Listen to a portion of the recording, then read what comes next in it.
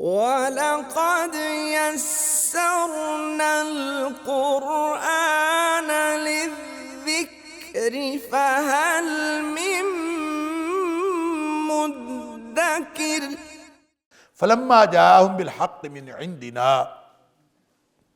جب ان کے پاس حضرت موسیٰ علیہ السلام حق کے ساتھ ان کے پاس تشریف لائے، من عندنا ہماری طرف سے، قالوا تو انہوں نے کہا، اب انہوں نے پروگرام بنایا، قالوا اقتلوا ابناء الذین آمنوا معه، انہوں نے کہا کہ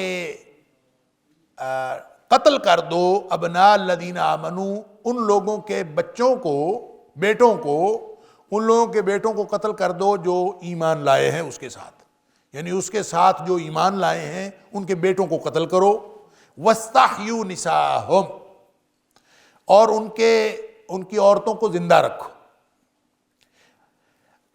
اچھا، یہ جو معاملہ ہے نا، یہ دوسری دفعہ ہوا ہے۔ ایک تو حضرت موسیٰ علیہ السلام کے اس دنیا میں تشریف لانے کے موقع پر، یعنی اس سے پہلے فرعون جو ہے بچوں کو قتل کرواتا تھا، اور دوسری دفعہ جو ہے اس نے حضرت موسیٰ علیہ السلام کے آنے کے بعد جب مقابلے میں آئے اس وقت اس نے بچوں کے قتل کا حکم دیا۔ تو یہ دوسری دفعہ کی بات ہے، اور دو دفعہ کا تذکرہ سورہ اعراف کے اندر اللہ تعالیٰ نے فرمایا کہ انہوں نے حضرت موسیٰ علیہ السلام کے ساتھیوں نے، آپ کے اہل ایمان ساتھیوں نے کہا تھا حضرت موسیٰ علیہ السلام سے کہ موسیٰ علیہ السلام تیرے آنے سے پہلے بھی ہم مصیبت میں تھے اور تیرے آنے کے بعد بھی ہم مصیبت میں تھے، من قبل ان تاتینا اودینا من قبل ان تاتینا ومن بعد ما جئتنا، کہ ہم اس وقت بھی تکلیف دیے گئے اور مصیبت میں ایذا دیے گئے جب تو نہیں آیا تھا، اور تیرے آنے سے پہلے بھی اور تیرے آنے کے بعد بھی وہی مصیبت ہے کہ یہ ہمارے جو ہے نا، انہوں نے بچوں کو قتل کرنا اور بیٹیوں کو زندہ رکھنا انہوں نے شروع کیا ہوا ہے۔ اچھا، لیکن یہ قرآن کہتا ہے وَمَا كَيْدُ الْكَافِرِينَ إِلَّا فِي ضَلَالٍ، اور نہیں منصوبہ کافروں کا یا چال کافروں کی، الا فی ضلال، مگر وہ تباہی میں یا گمراہی میں۔ اس کا مطلب یہ ہوا کہ ان کی جو چال ہے وہ سراسر ناکام رہی۔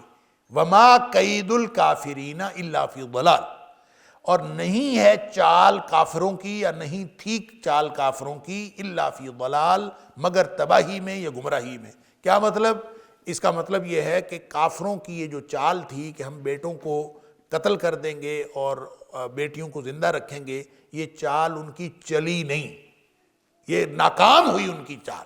اس کا مطلب یہ ہے کہ یہ منصوبہ تو انہوں نے بنایا لیکن وہ کر نہیں سکے، اور وہ اسی لیے نہیں کر سکے کہ اللہ تعالیٰ نے حضرت موسیٰ علیہ السلام کو اور موسیٰ علیہ السلام کے ساتھیوں کو جو رعب اور دبدبہ عطا فرما دیا تھا، اور اللہ تعالیٰ نے جو سورہ قصص میں فرما دیا کہ ہم نے تمہیں ہم دونوں کے لیے تم دونوں کے لیے سلطان اور غلبہ اور دبدبہ دے دیا ہے، فلا یصلون الیکما، اور تم تک یہ پہنچ نہیں سکتے، تمہیں کچھ بگاڑ نہیں سکتے۔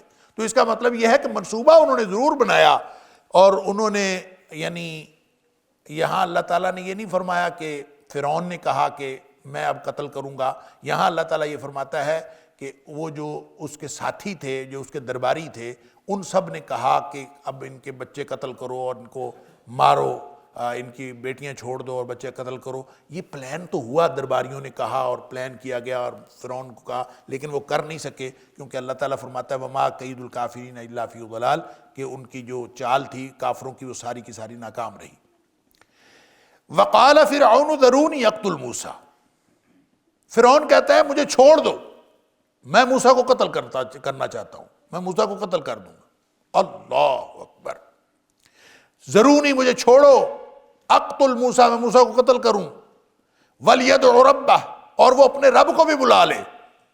اللہ اکبر، انی اخاف ان یبدل دینکم او ان یظہر فی الارض الفساد، مجھے یہ ڈر ہے کہ وہ تمہارا دین بدل دے گا، ان یبدل دینکم، تمہارا دین بدل دے گا، او یا ان یظہر فی الارض الفساد، یا پھر وہ زمین میں فساد برپا کر دے گا۔ یہ مجھے ڈر ہے، اس لیے میں اس کو قتل کرتا ہوں۔ اب اندازہ کرے، بندہ پوچھے بھی تجھے پکڑا کس نے ہوا ہے؟ فرعون کہتا ہے ضرور نہیں، مجھے چھوڑو۔ ویسے کہتا ہے انا ربکم الاعلی، اور یہاں کہتا ہے مجھے چھوڑو، کسی نے پکڑا ہوا ہے. صرف اور صرف اپنی وہ جو ندامت اور شرمندگی دور کرنے کے لیے وہ یہ تاثر دینا چاہتا ہے اپنے درباریوں کو کہ میں تمہاری وجہ سے اس کو قتل نہیں کر رہا، حالانکہ اس کے اوپر جو اللہ کی طرف سے رعب اور دبدبہ پڑا تھا وہ اس وجہ سے کر سکتا ہی نہیں تھا. اور اللہ تعالیٰ نے حضرت موسیٰ علیہ السلام کو اور ہارون علیہ السلام کو وعدہ کر لیا تھا فَلَا يَصِلُونَ إِلَيْكُمَا، وہ آپ پر کوئی حملہ کر سکتے ہی نہیں، آپ کے اوپر کوئی کسی بھی طرح کا وہ آپ کے ساتھ معاملہ نہیں کر سکتے. فَلَا يَصِلُونَ إِلَيْكُمَا، آپ تک نہیں پہنچ سکتے. لہٰذا وہ جو سلطان تھا نا، نَجْعَلْ لَكُمَا سُلْطَانًا، ہم نے تمہارے لیے رعب اور دبدبہ اور غلبہ دیا ہے. وہ ایسا رعب اور دبدبہ طاری تھا کہ آگے سے بالکل وہ جیسے کہتے ہیں نا کھسیانی بلی کھمبا نوچے، اور کچھ بھی نہیں ہے. اب کہہ رہا ہے چھوڑ دو مجھے، بس مجھے چھوڑ دو. ضرور نہیں، تجھے پکڑا کس نے ہوا ہے؟ اپنے آپ کو تو رب کہتا ہے سب سے بڑا، تو قتل کرنا چاہتا تو کر لے. لیکن چونکہ وہ کر سکتا نہیں تھا، اپنی شرمندگی مٹانے کے لیے، اپنی ندامت مٹانے کے لیے کہتا ہے ضرور نہیں. گویا وہ تاثر دے رہا ہے کہ تمہاری وجہ سے میں نہیں کر رہا تھا، تو اب میں تم مجھے اگر مجھے چھوڑ دو نا، مجھے اجازت دے دو تو میں قتل کروں گا. موسیٰ کو قتل کر دے. وَلْيَدْعُ رَبَّهُ، اب یہ بات جو ہے گویا اس کے خوف کی علامت ہے. وہ ڈرا ہوا ہے موسیٰ علیہ السلام سے بھی اور موسیٰ علیہ السلام کے رب سے بھی. لہٰذا وہ اس موقع پر بھی تذکرہ کرتا ہے وَلْيَدْعُ رَبَّهُ، وہ اپنے رب کو بھی بلا لے، میں اب قتل کر کے چھوڑوں گا. حالانکہ مغلوب اتنا ہے حضرت موسیٰ علیہ السلام سے کہ موسیٰ علیہ السلام کے پاس تو کوئی اسلحہ نہیں تھا، موسیٰ علیہ السلام کے پاس تو کوئی ہتھیار نہیں تھے، ان کے پاس تو کوئی فوجیں نہیں تھی، اور اس کے پاس تو فوجیں تھیں. پھر بھی موسیٰ علیہ السلام کا بال بیکا نہیں کر سکا اور کچھ بھی نہیں کر سکا. اور اس اپنی جو کمزوری کا، اور جو اندر اس کی کمزوری تھی اور اندر غلبہ تھا، حضرت موسیٰ علیہ السلام کا رعب اور دبدبہ تھا، اس کو وہ اس طرح سے زائل کرنے کی کوشش کر رہا ہے.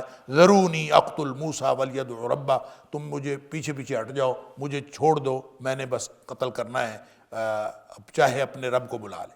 انی اخاف ان یبدل دینکم. اللہ اکبر، یہ ہے اصل بات. جو اس کو ڈر تھا نا، اس کو ڈر یہ نہیں تھا کہ موسیٰ نمازیں زیادہ پڑھتا ہے، اس کو یہ ڈر نہیں تھا کہ موسیٰ روزے رکھتا ہے، اس کو یہ ڈر نہیں تھا کہ یہ تبلیغ کرتا ہے، اس کو یہ ڈر تھا ان یبدل دینکم، یہ تمہارا سارا دین بدل ڈالے گا، نظام بدل دے گا.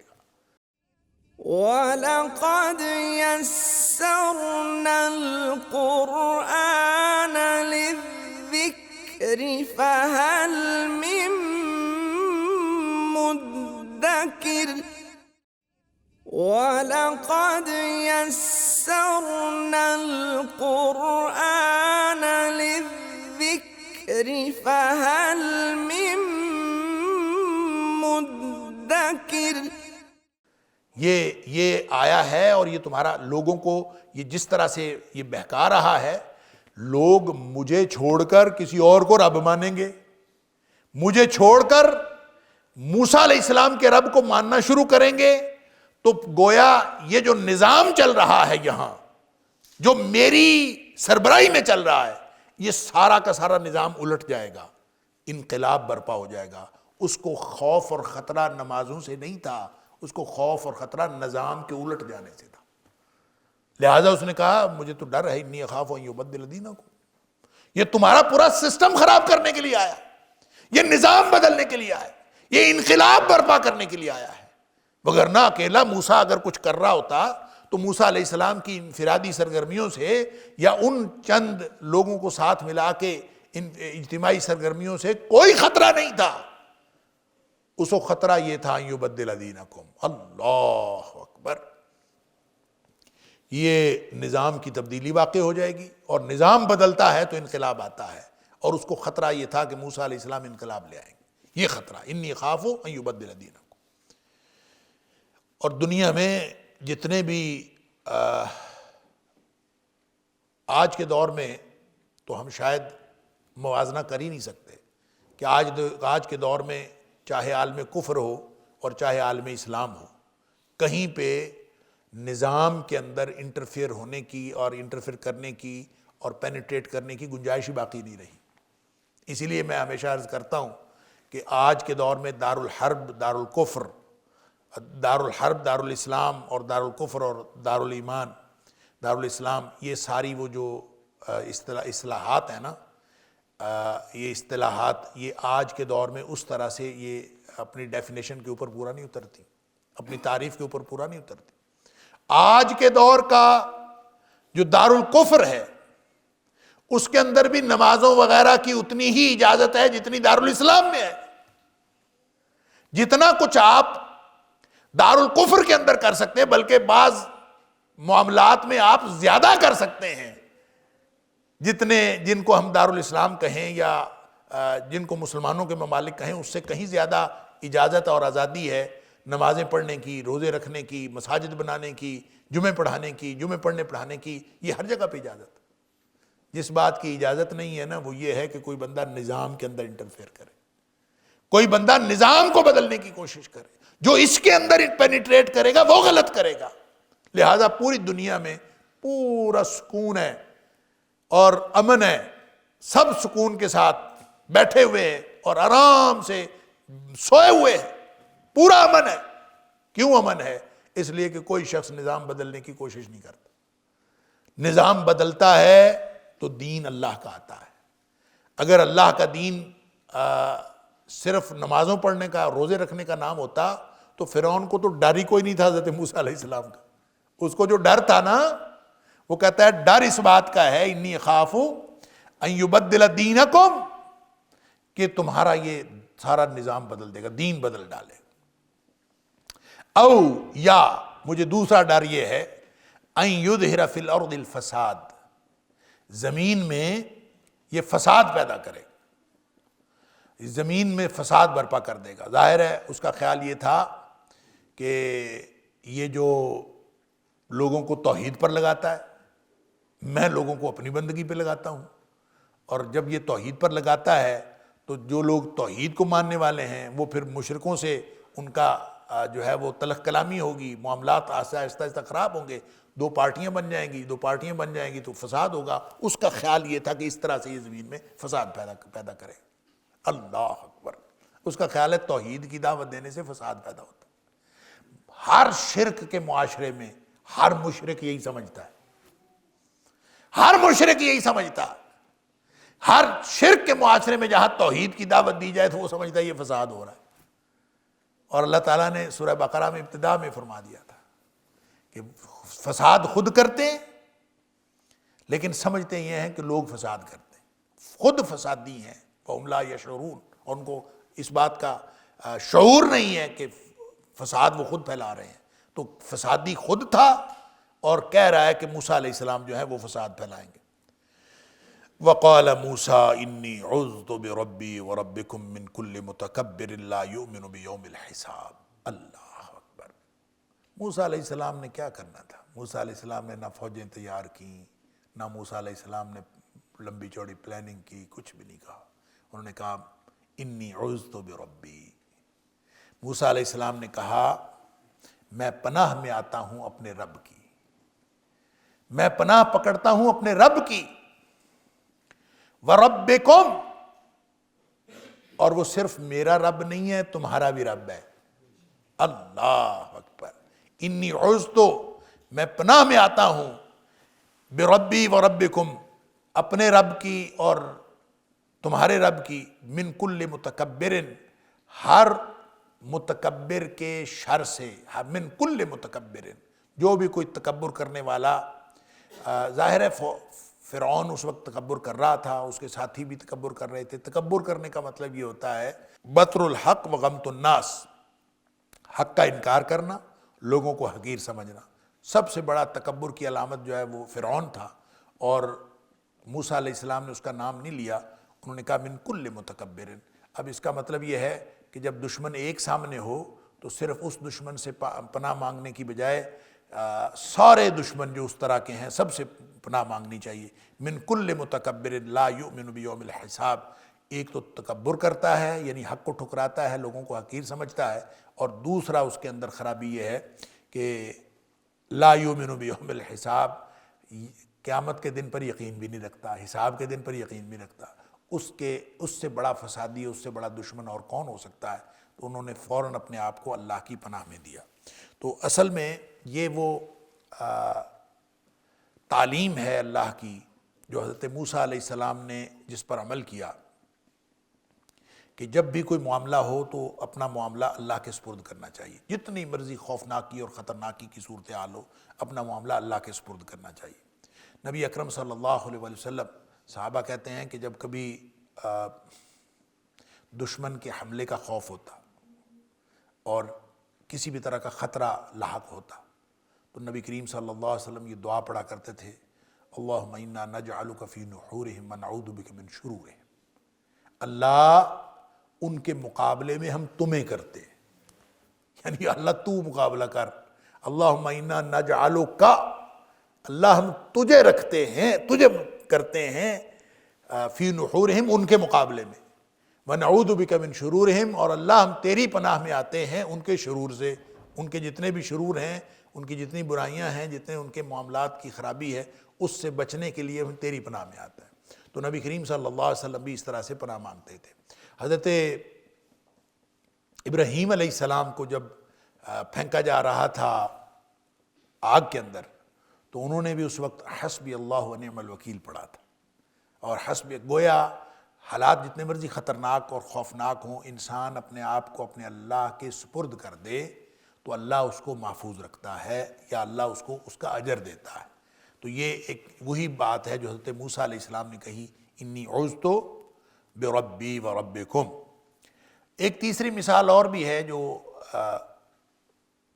حدیث میں آتی ہے بخاری شریف کے اندر، وہ جو لڑکا تھا نا اصحاب الاخدود والا، جو لمبی حدیث ہے جس کا خلاصہ یہ ہے کہ وہ پرانے وقتوں میں ایک لڑکا تھا، نبی پاک صلی اللہ علیہ وسلم نے فرمایا، اور وہ اس کو جادو کا علم سیکھنے کے لیے بادشاہ نے مقرر کیا تھا، اور وہ راستے میں کوئی راہب بیٹھتا تھا، اس سے وہ دین کا علم سیکھنا شروع ہو گیا۔ بہرحال کرتے کرتے بالآخر وہ اس کو سمجھ آئی کہ دین کا علم جو ہے وہ سچا ہے اور جادو کا علم جو ہے وہ جھوٹا ہے، اور بالآخر جب بادشاہ کو پتہ چلا، وہ دعائیں کرتا تھا، اس کی دعائیں قبول ہوتی تھیں، بادشاہ کو پتہ چلا، اس نے کہا اچھا اتنا بڑا جادوگر ہو گیا ہے، حالانکہ وہ تو جادوگر نہیں تھا، وہ تو دعا کرتا تھا، اور اس نے کہا کہ اللہ شفا دیتا ہے، اللہ ہی سارے کام بناتا ہے۔ اس پر جو ہے وہ بادشاہ بڑا برہم ہوا، اور اس نے جو ہے وہ ارادہ کیا کہ اس کو قتل کر دے، اور اس کو قتل کرنے کا ارادہ کیا۔ وہ قتل نہیں ہوتا تھا، اس کو پہاڑ سے جا کے گرانے کی کوشش کی، پہاڑ ہلا، دوسرے لوگ مر گئے، وہ بچ گیا، سمندر میں پھینکنے کی کوشش کی، کشتی طوفان آیا، دوسرے لوگ مر گئے، وہ بچ گئے۔ بہرحال کرتے کرتے وہ مرتا نہیں تھا۔ پھر اس نے کہا کہ ایسا کریں کہ تم نے اگر مجھے مارنا ہے تو لوگوں کو اکٹھا کرو، سارے لوگوں کو اکٹھا کرو، اور لوگ جو ہیں وہ سارے موجود ہوں تو ان کے سامنے مجھے سولی پہ لٹکاؤ، اور پھر مجھے تیر مارو، میں مر جاؤں گا، اور یہ تیر مارتے ہوئے یہ کہو بسم رب ھذا الغلام، اس لڑکے کے رب کے نام پر، جب تم یہ کہو گے تو پھر میں مر جاؤں۔ اس نے یہ طریقہ بتا دیا، لوگوں نے جو ہے وہ یہی کیا، سارے لوگوں کو اکٹھا کیا، بادشاہ نے اکٹھا کر کے سامنے سولی پہ چڑھایا، تیر مارا، بسم رب ھذا الغلام، تیر مارا، بچے کے گردن کو تیر لگا، اور بچہ وہیں پہ ڈھیر ہو گیا لڑکا۔ تو جتنے لوگ آئے ہوئے تھے سب نے کہا کہ ہم اس لڑکے کے رب پر ایمان لاتے ہیں۔ گویا وہ لڑکا جو کچھ کرنا چاہتا تھا وہ اپنا کام کر گیا۔ تو اس لڑکے کی دعا جو ہے وہ پھر بعد میں ان لوگوں کو ہی انہوں نے آگ کی خندقیں کھدوا کے ان میں ڈالا تھا جن کو قرآن نے اصحاب الاخدود کہا ہے۔ تو اس میں وہ لڑکا جو ہے اس نے جو پڑھا تھا، جب حدیث میں آتا ہے کہ جب اس کو پہاڑ سے نیچے گرائے جانے لگا، یا جب اس کو کشتی سے سمندر میں گرایا جانے لگا، جب اس کو مارا جانے لگا، تو اس نے ہر دفعہ یہ پڑھا تھا اللہم اکفنیہم بما شئت، اللہ تو مجھے کافی ہو جا اس کے مقابلے میں جو یہ کر رہے ہیں، اس کے مقابلے میں تو کافی ہو جا، بما شئت، جیسے تو چاہے۔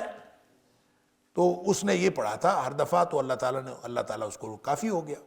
تو گویا جو بھی موقع ہو، ہر خطرناک موقع کے اوپر یہ پڑھ لینا، اللہ کی پناہ میں آ جانا، اور بعض روایات میں یہ دعا بھی آتی ہے اللہم اکفنی بما شئت وکیف شئت واصرف عنی کیدہم وشرہم، اللہ ان کی چال اور ان کا شر مجھ سے دور کر دے۔ تو یہ اس طرح کی دعائیں، یہ مطلب یہ ہے کہ خطرہ جتنا مرضی ہو، جتنا مرضی بڑا خطرہ ہو، انسان کو اپنے آپ کو اللہ کی پناہ میں دینا چاہیے، اور حضرت موسیٰ علیہ السلام نے یہی کیا۔ وقال رجل مؤمن من آل فرعون یکتم ایمانہ اتقتلون رجلا ان یقول ربی اللہ وقد جاءکم بالبینات من ربکم وَإِن يَكُ كَاذِبًا فَعَلَيْهِ كَذِبُهُ وَإِن يَكُ صَادِقًا يُصِبْكُم بَعْضُ الَّذِي يَعِدُكُمْ إِنَّ اللَّهَ لَا يَهْدِي مَنْ هُوَ مُسْرِفٌ كَذَّابٌ۔ اللہ اکبر۔ اور ایک آدمی نے کہا، مومن جو مومن تھا، ایک آدمی جو مومن تھا، اس نے کہا من آل فرعون، جو آل فرعون میں سے تھا، یکتم ایمانہ، جو ایمان کو چھپا رہا تھا، اپنے ایمان کو اس نے چھپایا ہوا تھا، اتقتلون رجلا، کیا تم ایک ایسے آدمی کو قتل کرتے ہو، ان یقول ربی اللہ، اس کا قصور یہ ہے کہ اس نے کہا ہے، وہ یہ کہتا ہے کہ میرا رب اللہ ہے، وقد جاءکم بالبینات من ربکم، اور آیا بھی وہ تمہارے پاس مختلف نشانیاں لے کر، روشن دلائل لے کر اپنے رب، تمہارے رب کی طرف سے۔ وَلَقَدْ يَسَّرْنَا الْقُرْآنَ لِلذِّكْرِ فَهَلْ مِن مُدَّكِرٍ وَلَقَدْ يَسَّرْنَا الْقُرْآنَ لِلذِّكْرِ فَهَلْ مِن مُدَّكِرٍ۔ وَإِن يَكُ كَاذِبًا، اگر وہ جھوٹا ہے، فَعَلَيْهِ كَذِبُهُ، تو اس کا جھوٹ اسی پر پڑے گا، وَإِن يَكُ صَادِقًا، اور اگر وہ سچا ہے، يُصِبْكُم بَعْضُ الَّذِي يَعِدُكُم، تو تمہیں بھی پہنچ جائے گا وہ جس کا وہ وعدہ، اس میں سے کچھ جس کا وہ وعدہ کرتا ہے تمہارے ساتھ۔ ان اللہ لا یہدی، بے شک اللہ تعالیٰ نہیں ہدایت دیتا، من ہوا مسرف کذاب، ہر اس شخص کو جو زیادتی کرنے والا اور جھوٹا ہو، حد سے بڑھنے والا اور جھوٹا۔ اب یہ ایک شخص جو ہے، یہ پہلے بھی میں نے سورت کے آغاز میں بات کی تھی کہ ایک رجل مومن، ایک مومن آدمی جو اپنے ایمان کو چھپائے ہوئے تھا، اس نے فرعون کے دربار میں ایک تقریر کی تھی، اور توحید کے موضوع پر، اور یہ وہ تقریر ہے جو یہاں سے آیت نمبر 28 سے شروع ہوتی ہے، اور اس کا تذکرہ آیت نمبر 54 تک رہتا ہے۔ ویسے ایگزیکٹلی اگر کہیں تو آیت نمبر 44 پہ اس کی تقریر ختم ہو جاتی ہے، لیکن اس کے بعد بھی جو اس کی تقریر سے متعلقات ہی ہیں، اس لیے ہم کہتے ہیں کہ آیت نمبر 28 سے 54 تک جو ہے اس کی تقریر کا ذکر ہے۔ اس نے 14 نصیحتیں کی تھیں، اور یہ شخص کون تھا، اس کے بارے میں مختلف مفسرین نے مختلف باتیں لکھی ہیں، لیکن کوئی اتھینٹک بات نہیں ہے۔ ایک بات جو قرآن کہہ رہا ہے کہ یہ قوم موسیٰ سے، قوم فرعون سے تھا، فرعون کی قوم سے تھا، اس کا مطلب ہے قبطی تھا، اور مسلمان ہو گیا تھا، حضرت موسیٰ علیہ السلام پر ایمان لا چکا تھا، لیکن اس نے اپنا ایمان چھپایا ہوا تھا۔ بعض لوگوں نے کہا کہ یہ فرعون کا چچا زاد بھائی تھا، بعض نے اس کا نام جو ہے وہ شمعان، بعض نے کہا یشمعان اس کا نام تھا، بعض نے کہا شمعان اس کا نام تھا، بعض نے کہا شاشمعان اس کا، یہ مختلف نام لکھے، بعض نے کہا نہیں اس کا نام حزقیل تھا، بعض نے کہا اس کا نام فیر تھا، مختلف نام جو ہیں وہ مفسرین نے لکھے ہیں کہ اس کا نام یہ تھا۔ یہ سارے مختلف جو یوں کہہ لیجئے کہ جو اسرائیلیات ہیں ان میں سے یہ نام تاریخ کی روایات میں سے ہیں، لیکن کوئی بھی نام کوئی اتھینٹک بات نہیں ہے۔ اور سب سے زیادہ اتھینٹک جو لوگوں نے کہا، جس میں بعض تابعین کے اقوال بھی موجود ہیں، وہ یہ کہ اس کا نام شمعان تھا اور یہ فرعون کا چچا زاد بھائی تھا، اور بعض نے کہا کہ یہ وہی شخص تھا جس نے حضرت موسیٰ علیہ السلام کو اس وقت بھی بتایا تھا جب موسیٰ علیہ السلام سے ایک بندہ قتل ہو گیا تھا، تو اس وقت بھی حضرت موسیٰ علیہ السلام کو قتل کرنے کا پروگرام بنا تھا، اور اس شخص نے ہی آ کے موسیٰ علیہ السلام کو بتایا تھا کہ تیرا جو ہے نا قتل کا پروگرام بن گیا ہے اور تو یہاں سے نکل جا۔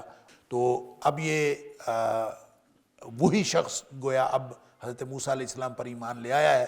اب جو اس نے دیکھا کہ پھر ایک ارادہ قتل بن گیا ہے، اور اس نے حضرت موسیٰ علیہ السلام کے حوالے سے یہ وہاں تقریر کی ہے، اور تقریر کرتے ہوئے اس نے یہ نہیں بتایا کہ میں مومن ہو چکا ہوں، اس نے سوالات اٹھائے ہیں اور نصیحتیں کی، اور اس نے کہا بچ جاؤ تو مثلا اس نے سب سے پہلے بات کی اتقتلون رجلا ان یقول ربی اللہ، اللہ اکبر، موسیٰ علیہ السلام کو کیوں قتل کرتے ہو؟ صرف اس لیے قتل کرتے ہو کہ وہ کہتا ہے کہ اللہ میرا رب ہے، جس نے اس کا یہ قصور ہے کہ وہ کہتا ہے میں اللہ میرا رب ہے، صرف یہ قصور ہے اس لیے قتل کرتے ہو؟ وقد جاءکم بالبینات من ربکم، حالانکہ وہ آیا ہے تمہارے پاس روشن دلیلیں لے کر تمہارے رب کی طرف سے، لہذا اس نے کہا کہ ان کو قتل نہ کرو، گویا کیوں قتل کرتے ہو؟ یہ ہمارے پاس کوئی دلیل نہیں، صرف اس لیے کہ اس نے کہا میرا رب اللہ۔ دوسری بات اس نے یہ کہی کہ موسیٰ علیہ السلام کو اس کے حال پر چھوڑ دو، یعنی اگر تم موسیٰ علیہ السلام کے اوپر ایمان نہیں لاتے تو نہ لاؤ، لیکن اس کو اس کے حال پر تو چھوڑ دو، قتل کیوں کرتے ہو؟ اس کے حال پر چھوڑ دو۔ وَإِن يَكُ كَاذِبًا فَعَلَيْهِ كَذِبُهُ، اگر تو موسیٰ علیہ السلام جھوٹے ہیں تو ان کا جھوٹ انہی کے اوپر پڑے گا، اس کے حال پر چھوڑ دو، اگر وہ جھوٹے ہیں تو ان کا جھوٹ انہی پر پڑے گا۔ وَإِن يَكُ صَادِقًا، اور اگر موسیٰ علیہ السلام سچے ہیں، یُصِبْكُمْ بَعْضُ الَّذِي يَعِدُكُمْ، تو تمہیں بھی پہنچ جائے گا اس کا کچھ حصہ جس کا وہ وعدہ کرتا، یہ تمہیں بھی پہنچ جائے گا اس کا کچھ حصہ جس کا وہ وعدہ کرتا ہے۔ کیا پہنچ جائے گا؟ بعض مترجمین نے یہاں بریکٹ میں لکھا ہے تمہیں بھی وہ عذاب پہنچ جائے گا، عذاب کا کچھ حصہ پہنچ جائے گا جس کا وہ وعدہ کرتا ہے۔ بعض نے لکھا ہے کہ نہیں، اس سے مراد عذاب نہیں ہے، بلکہ اس سے مراد حضرت موسیٰ علیہ السلام کے وہ وعدے ہیں جس کے اندر خیر کا اور اچھائیوں کا وعدہ ہے۔ تو گویا وہ یہ کہہ رہا تھا کہ اگر تو موسیٰ علیہ السلام جھوٹے ہیں تو ان کا جھوٹ انہی پر پڑے گا، اگر وہ سچے ہیں تو ان کے سچے ہونے کی وجہ سے جو ان کی کامیابیاں ان کو ملیں گی ان کا کچھ حصہ تمہیں بھی مل جائے گا، یعنی تمہیں بھی اس کا فائدہ ہوگا۔ اگر وہ جھوٹے ہیں تو ان کا جھوٹ ان پر پڑے گا، اگر وہ سچے ہیں تو تمہیں بھی اس کا فائدہ ہوگا۔ لیکن دوسرے مفسرین اور مترجمین نے یہ کہا کہ نہیں، اس سے مراد عذاب ہے، کہ اگر وہ سچے ہیں اور تم ان کو نہیں مانو گے تو تمہارے حصے میں جو عذاب لکھا ہے وہ تمہیں ملے گا، پھر عذاب تو پھر بھی آئے گا، لہذا بچ جاؤ، اس کو اس کے حال پر چھوڑ دو۔ تو صحیح بات یہ ہے کہ اگر یہ یوعدکم ہوتا نا، یوعدکم، تو پھر تو اس کا معنی تھا جس کی وہ وعید کرتا ہے، تو پھر تو پکی بات اس کی یہ تھی کہ جس عذاب کی وہ وعید سناتا ہے وہ تمہیں کچھ نہ کچھ ضرور پہنچے گا، پھر اس کا ترجمہ لازماً یہ ہوتا۔ اب یعیدکم ہے تو یعیدکم کا معنی ہے جس کا وہ تمہیں وعدہ کرتا۔ اب وعدہ عذاب کا بھی ہے، وعدہ ثواب کا بھی ہے، اس لیے دونوں معنی اپنی اپنی جگہ پہ ٹھیک ہیں۔ اور بیک وقت یہ کہہ دینا کہ حضرت موسیٰ علیہ السلام جس چیز کا وعدہ کرتے ہیں اس کا کچھ نہ کچھ حصہ تمہیں ضرور پہنچے گا، تو یہ ٹھیک ہے۔ تو حضرت موسیٰ علیہ السلام نے یہی وعدہ کیا تھا کہ جو ایمان والا ہوگا اس کو فائدہ پہنچے گا، اور جو ایمان نہیں لائے گا اس کو نقصان پہنچے گا۔ تو دونوں چیزیں گویا حضرت موسیٰ علیہ السلام کے بارے میں اس نے کہیں کہ اگر وَإِن يَكُ صَادِقًا، اگر یہ موسیٰ علیہ السلام سچے ہیں، يُصِبْكُمْ بَعْضُ الَّذِي يَعِدُكُمْ، تو جو جس کا وعدہ موسیٰ علیہ السلام کرتے ہیں اس میں کچھ نہ کچھ حصہ تمہیں پہنچے گا، یعنی ماننے کی صورت میں فائدہ اور نہ ماننے کی صورت میں عذاب۔ ان اللہ لا یہدی، بے شک اللہ تعالیٰ نہیں ہدایت دیتا، من ہوا مسرف کذاب، ہر اس شخص کو جو حد سے بڑھنے والا ہو اور جھوٹا ہو۔ یا قوم، اے میری قوم، چونکہ وہ قبطی قوم سے تھا نا، اس لیے ان کو کہتا ہے یا قوم، اے میری قوم، لَكُمُ الْمُلْكُ الْيَوْمَ ظَاهِرِينَ فِي الْأَرْضِ، تمہارے پاس آج بادشاہت ہے۔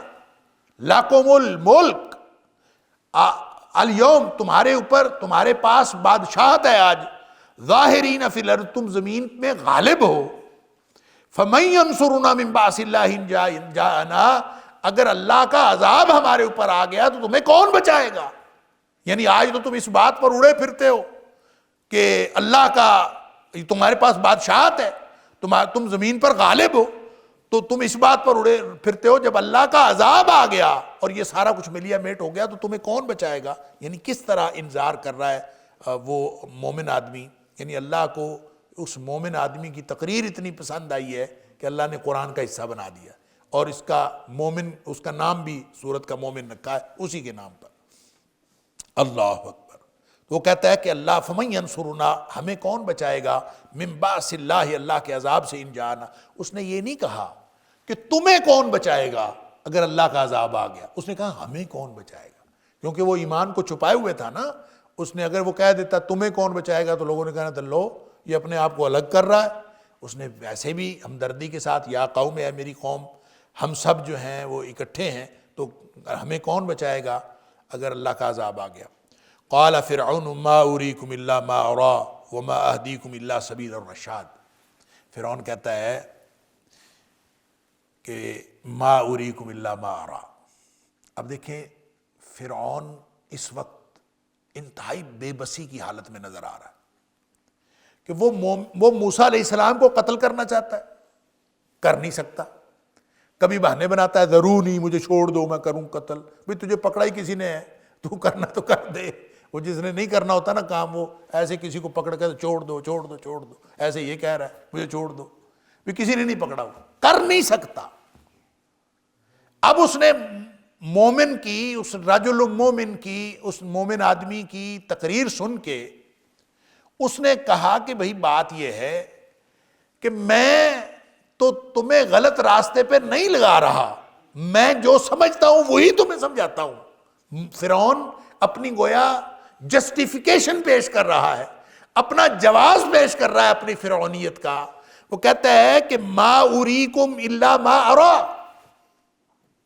میں تمہیں وہی رائے دیتا ہوں جو میں درست سمجھتا ہوں، جو میں خود دیکھتا ہوں میں وہی تمہیں بتاتا ہوں۔ یعنی گویا میں تمہیں کوئی غلط بات نہیں کہتا، میں وہ سچی بات مخلص ہو کے اخلاص کے ساتھ جو میں کہہ سکتا ہوں وہی میں تمہیں، کوئی اور رائے نہیں دیتا، وہی رائے دیتا ہوں جسے میں درست سمجھتا ہوں۔ اللہ اکبر۔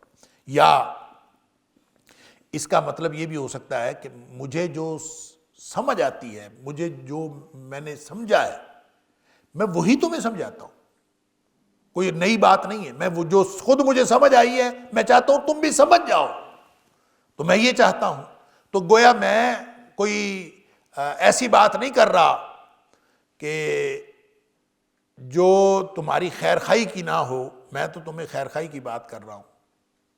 حالانکہ یہ جھوٹ بول رہا تھا، وہ عوام کو جو اس نے غلام بنایا ہوا تھا اور خود وہ بادشاہ تھا، تو بھلا وہ یہ کر رہا تھا کہ جو وہ اپنے لیے درست سمجھتا ہے وہی عوام کے لیے درست سمجھے۔ ہر دور کا فرعون یہی کرتا ہے، ہر دور کا فرعون تقریر کرتے ہوئے یہی کرتا ہے کہ میں تمہارا ہوں، میں تمہارے ساتھ اخلاص کے ساتھ کام کر رہا ہوں، جو میں درست سمجھتا ہوں میں وہ کام کر رہا ہوں۔ ہر دور کا فرعون کرتا کیا ہے؟ اپنے لیے اور سوچتا ہے، عوام کے لیے اور سوچتا ہے۔ یہی فرعون کر رہا تھا، اپنے لیے وہ بادشاہت سوچتا تھا، عوام کے لیے غلامی سوچتا تھا۔ تو بھلا یہ اس کا جو بیان ہے یہ کیسے صحیح ہو سکتا ہے کہ اریکم ما ارا ما اریکم الا ما ارا؟ یہ بیان اس کا غلط تھا، جھوٹ بول رہا تھا، لیکن کہہ یہی رہا تھا۔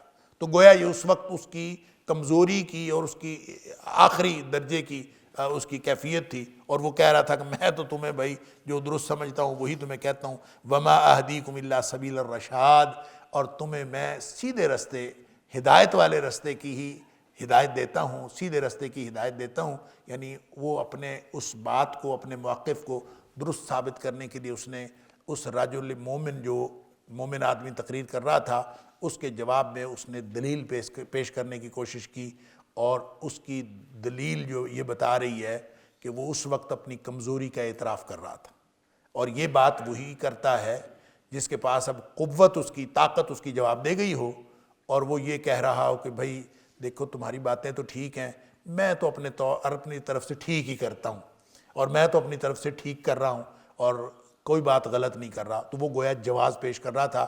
اس کا مطلب یہ ہے کہ اس رجل مومن کی تقریر میں اتنا اثر تھا، کہ اس کی اتنی تاثیر تھی کہ فرعون جو ہے وہ اپنی اس ظلم کا اور اپنی فرعونیت کا جواز پیش کرنے پر مجبور ہو گیا، اور وہ جو جواز پیش کر رہا ہے وہ ایسا ہی ہے جیسے جس سے اس کی کمزوری ظاہر ہو گئی۔ اللہ تعالیٰ مجھے اور آپ کو، ہم سب کو قرآن سمجھنے اور عمل کرنے کی توفیق عطا فرمائے۔ وآخر دعوانا ان الحمد للہ رب العالمین۔ إن هذا القرآن يهدي للتي هي أقوم ويبشر المؤمنين الذين يعملون الصالحات أن لهم أجرا كبيرا